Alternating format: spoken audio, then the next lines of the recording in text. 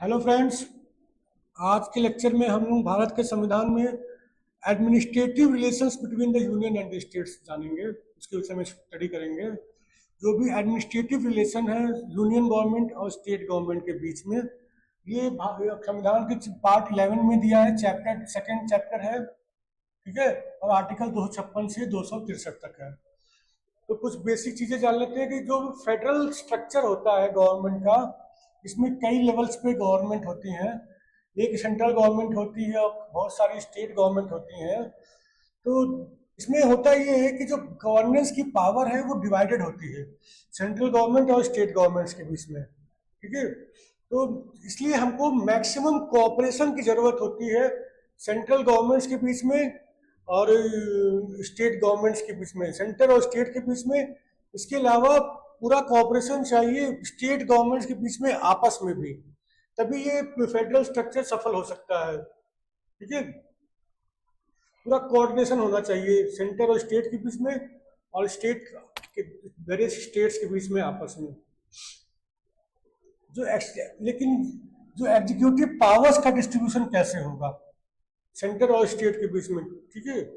Legislative powers तो हम जानते हैं कि सेंटर और स्टेट के बीच में डिवाइडेड है। कॉन्स्टिट्यूशन में लिखा हुआ है कि union list, state list, concurrent list, इन आइटम्स पे अपना अपना कानून बनाएंगे।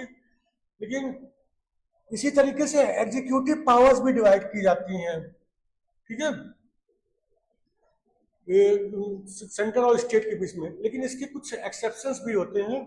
जो सेंटर का एग्जीक्यूटिव पावर है वो पूरे देश के ऊपर, एंटायर टेरिटरी ऑफ इंडिया पे लागू है, ठीक है। तो पूरे इंडिया पे उनका जो रिस्ट्रिक्शन है एग्जीक्यूटिव पावर के लिए सेंट्रल गवर्नमेंट का। किस मैटर्स पे? In the matters in which parliament has exclusive powers to legislate ordinance.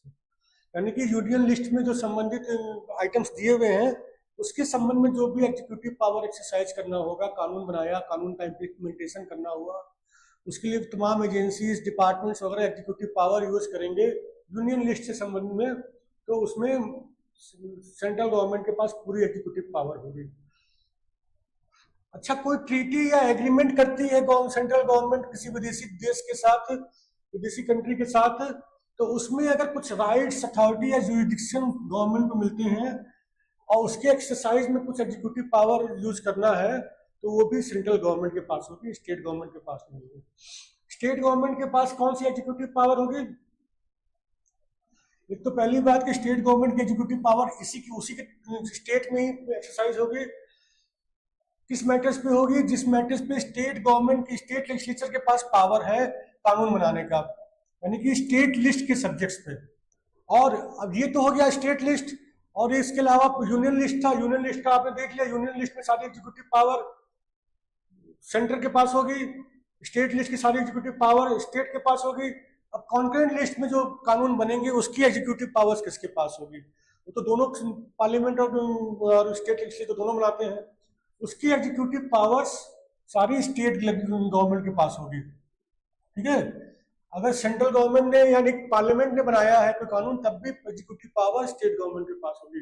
लेकिन अगर संविधान में कहीं कोई प्रावधान दिया है और पार्लियामेंट ने जो कानून बनाया है उसमें भी कोई प्रावधान दिया है कि सेंट्रल गवर्नमेंट के पास ही एग्जीक्यूटिव पावर होगी, तब अलग बात है, तब तो सेंट्रल गवर्नमेंट के पास ही एग्जीक्यूटिव पावर होगी। लेकिन अगर कोई प्रावधान ऐसा नहीं दिया गया है तो कॉन्करेंट लिस्ट में जितने भी कानून बनेंगे, चाहे पार्लियामेंट बनाए चाहे स्टेट लेजिस्लेचर बनाए, उसकी सारी एग्जीक्यूटिव पावर स्टेट गवर्नमेंट के पास होगी। तो इसको टेबल के फॉर्म में देख लेते हैं।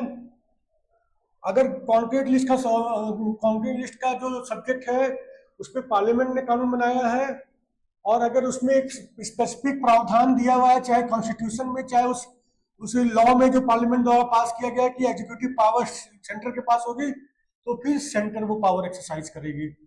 और अगर ऐसा नहीं है, पार्लियामेंट ने कानून बनाया है और ऐसा कोई स्पेसिफिक प्रोविजन नहीं है जो हम लोगों ने डिस्कस किया, और या फिर स्टेट लेजिस्लेचर ने कानून बनाया है, दोनों केस में ही state government executive power exercise करेगी। अच्छा, स्टेट्स और यूनियन की क्या ऑब्लिगेशन है? आर्टिकल 256 में लिखा हुआ है। उनके पास देखिए अपनी अपनी एग्जीक्यूटिव पावर्स हैं, स्टेट के पास और सेंटर के पास।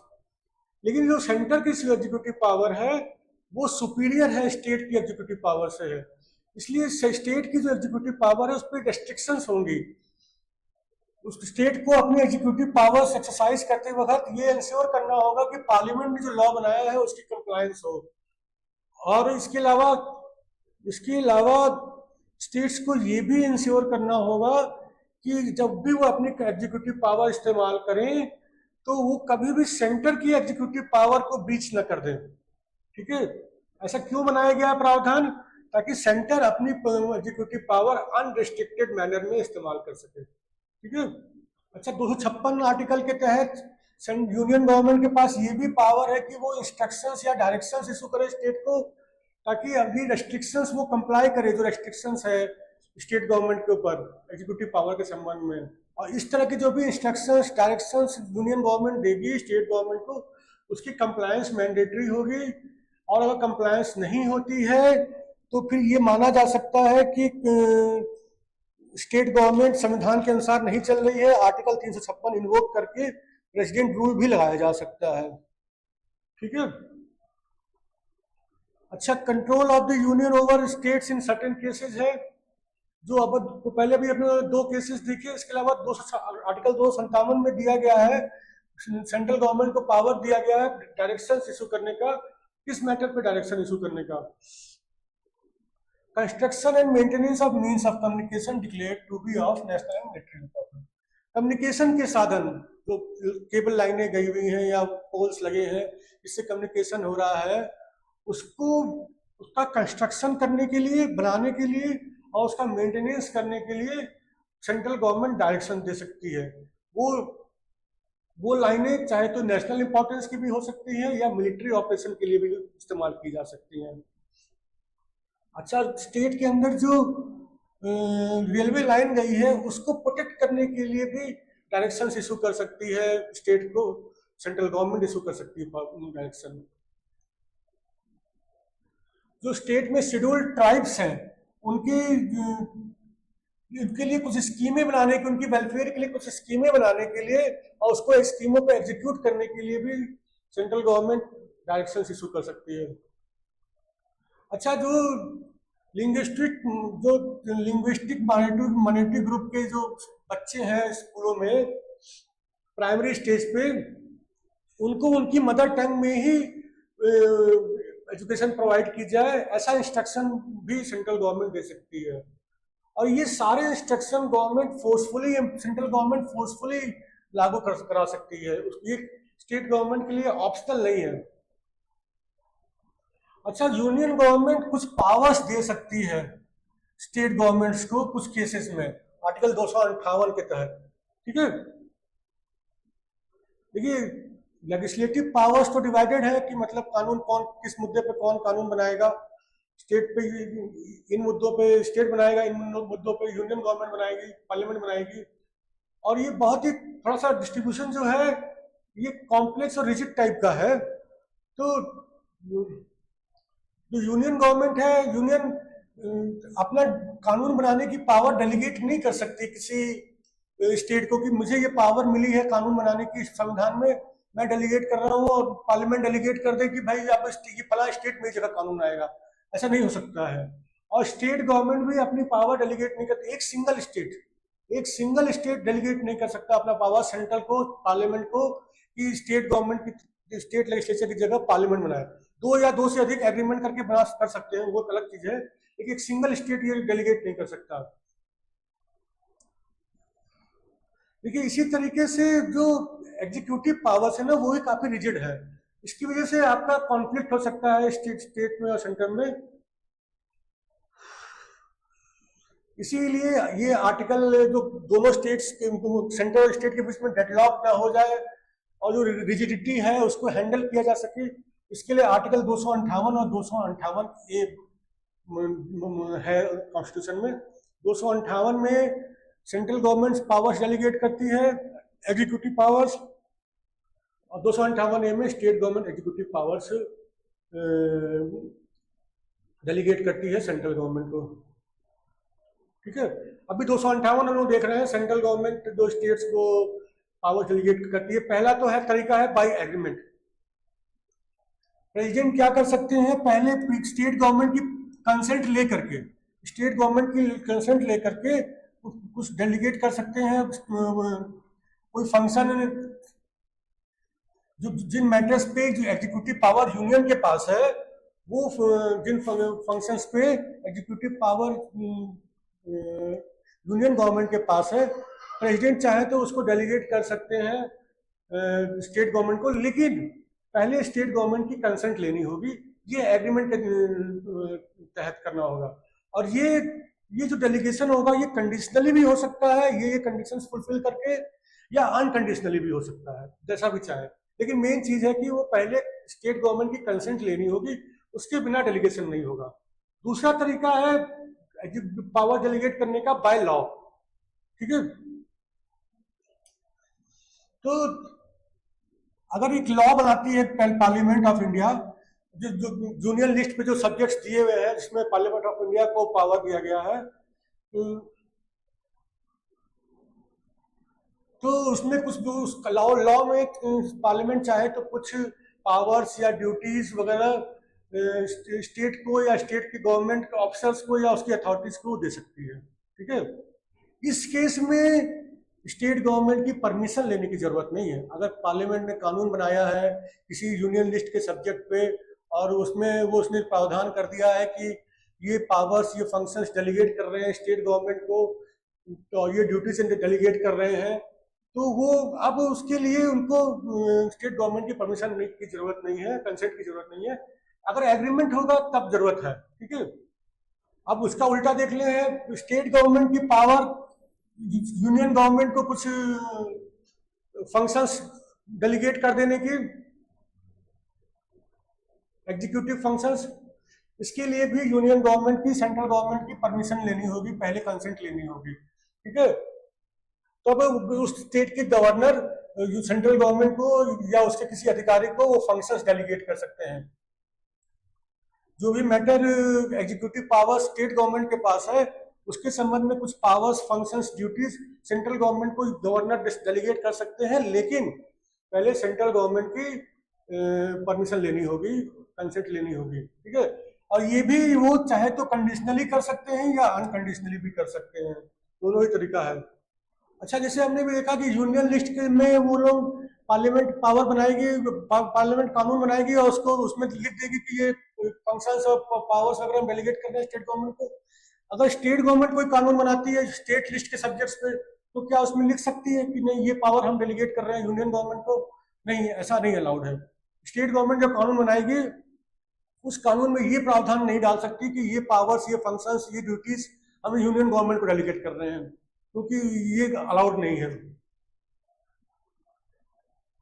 स्टेट गवर्नमेंट केवल एग्रीमेंट के थ्रू, सेंट्रल गवर्नमेंट के संग एग्रीमेंट के थ्रू ये अपने पावर्स और फंक्शंस डेलीगेट कर सकती है, लॉ के थ्रू नहीं कर सकती।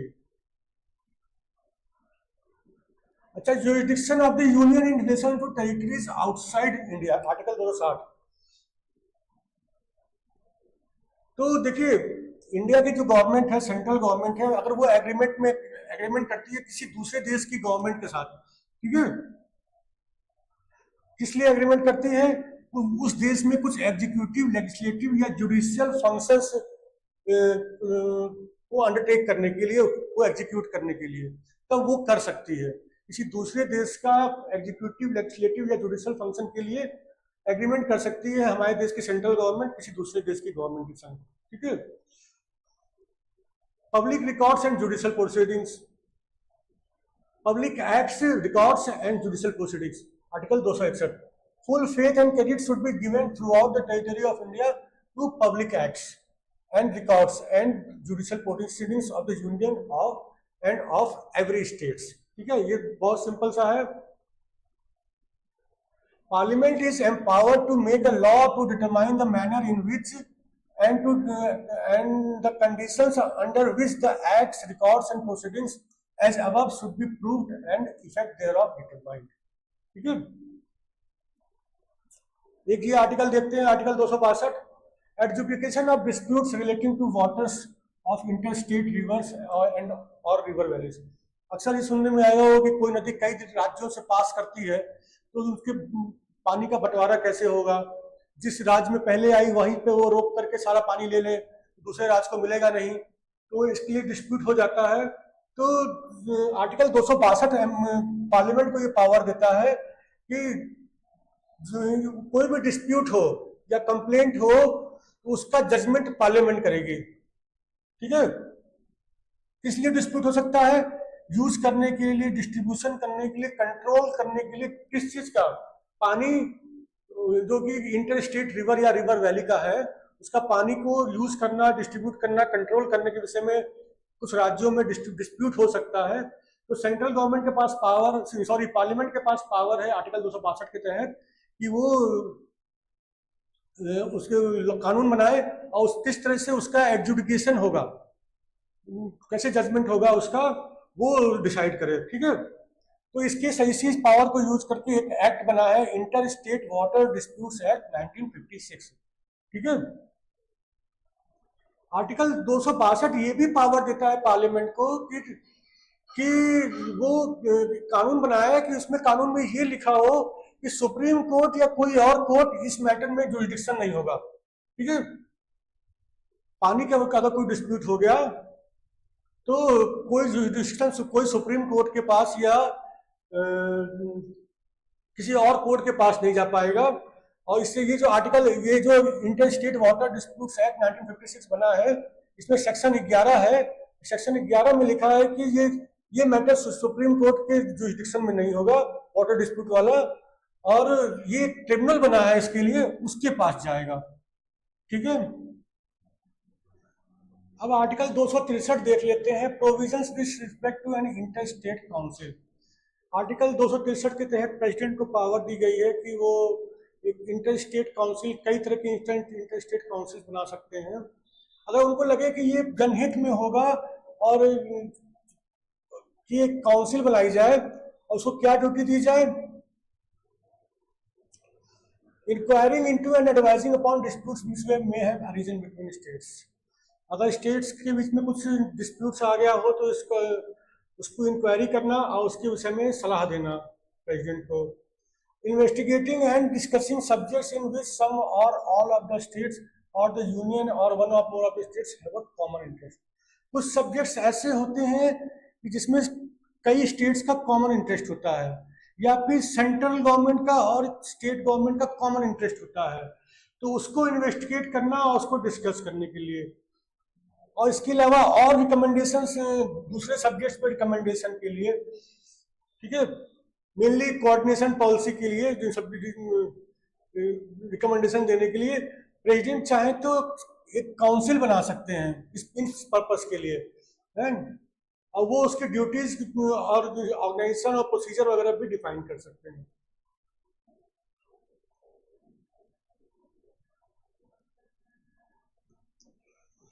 अच्छा, सुप्रीम कोर्ट ने भी एक डिसीजन में कहा है कि अगर सेंट्रल गवर्नमेंट को लगे कि जो डिस्प्यूट है, जो स्टेट गवर्नमेंट से डिस्प्यूट आया है, वो निगोशिएशन से सॉल्व नहीं हो सकता, बातचीत से सॉल्व नहीं हो सकता, तो सेंट्रल गवर्नमेंट को चाहिए कि एक ट्रिब्यूनल बनाए उसके लिए और वो डिस्प्यूट ट्रिब्यूनल को भेज दे जजमेंट के लिए।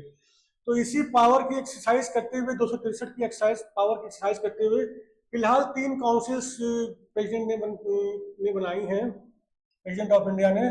पहली है central council of health, central council of local self government, और तीसरी है ट्रांसपोर्ट डेवलपमेंट काउंसिल। तो इसमें ये स्टेट्स के बीच में कोऑर्डिनेशन करने के लिए इस मैटर पे, हेल्थ के मैटर पे, ट्रांसपोर्ट के मैटर पे, लोकल सेल्फ गवर्नमेंट के मैटर पे ये 3 काउंसिल बनाई गई हैं। अच्छा, इमरजेंसी के दौरान संबंध क्या होंगे वेरियस गवर्नमेंट्स के बीच में? अगर 352 के तहत नेशनल इमरजेंसी चल रही है देश में, तो सेंटर चाहे तो एग्जीक्यूटिव डायरेक्शन भी स्टेट को दे सकता है उस दौरान, इमरजेंसी के दौरान। ठीक है, और हालांकि स्टेट गवर्नमेंट सस्पेंड नहीं की जाती है, लेकिन फिर भी पूरी तरीके से सेंट्रल गवर्नमेंट के कंट्रोल में आ जाती है इमरजेंसी के दौरान। अगर आर्टिकल 356 के तहत प्रेसिडेंट रूल लगाया गया है, तो प्रेसिडेंट के पास सारी फंक्शंस आ जाती हैं, एग्जीक्यूटिव फंक्शंस गवर्नमेंट की। स्टेट गवर्नमेंट खत्म हो जाती है वाली जो चुनी हुई थी, और जो पावर्स है वो गवर्नर के पास आ जाती है, या जो कोई एग्जीक्यूटिव अथॉरिटी है उसके पास आ जाती है।